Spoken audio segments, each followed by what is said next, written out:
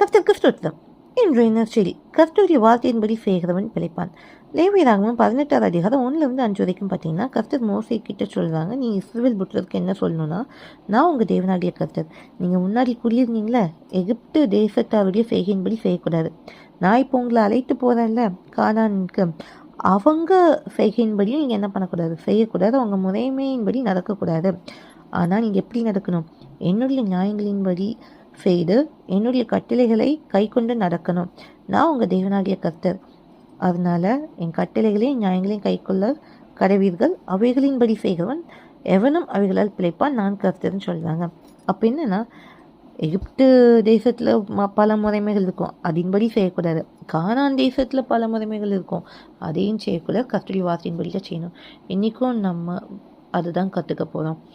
நம்ம எங்கே இருக்கோம், எப்படி இருக்கோம் முக்கியம் இல்லை, கர்த்தருடைய வார்த்தையின்படி நடக்கிறோமாங்கிறது தான் முக்கியம்.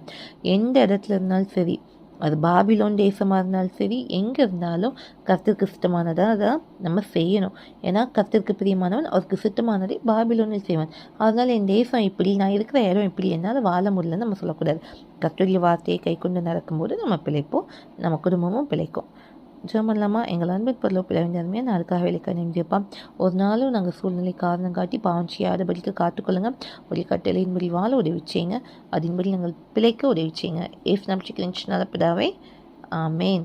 கர்த்தருடைய கட்டளையின்படி செய்வோம், பிழைத்து வாழ்வோம். இதுவே இன்றைய நற்செய்தி. முடிவாகட்டும்.